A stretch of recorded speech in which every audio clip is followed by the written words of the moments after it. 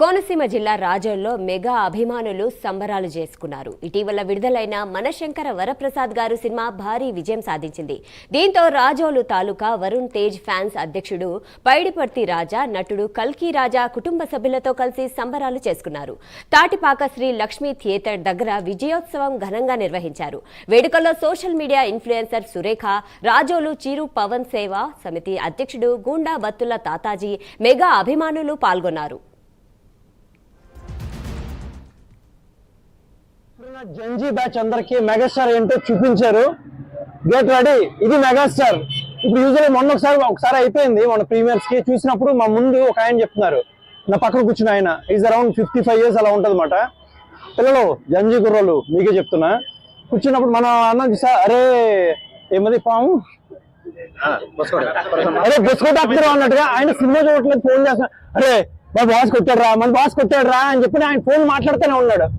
అంత హ్యాపీనెస్ ని చాలా ఇయర్స్ తర్వాత మాకు ఇచ్చిన అన్నయ్య, లవ్ యూ గారు. Okay sir, okay, thank you sir. జై మెగాస్టార్, జై జై మెగాస్టార్. మా మెగాస్టార్ పద్మభూషణ్ డాక్టర్ చిరంజీవి గారి మనశంకర వరప్రసాద్ విజయోత్సవ వేడుక మన తాటిపాక శ్రీలక్ష్మి థియేటర్ లో మన వరుణ్ తేజ్ తాలూకా ఫ్యాన్స్ పైడిపర్తి రాజా ఆధ్వర్యంలో ఇక్కడ ఏర్పాటు చేయడం జరిగింది. ఈ కార్యక్రమానికి ముఖ్య అతిథిగా మన సినిమా ప్లస్ టీవీ సీరియల్ నటులు మా మిత్రుడు అంటానికి కాదు, మాకు ఎంతో సన్నిహితులు, మా ఎదుర పెరిగిన ఆయన మాతో పాటు ఎన్నో సినిమాలకి తాటిపాక సెంటర్కి రావటం, కల్కి గారికి ప్రత్యేక అభినందనలు తెలియజేసుకుంటూ ఈ కార్యక్రమంలో పాల్గొన్నందుకు.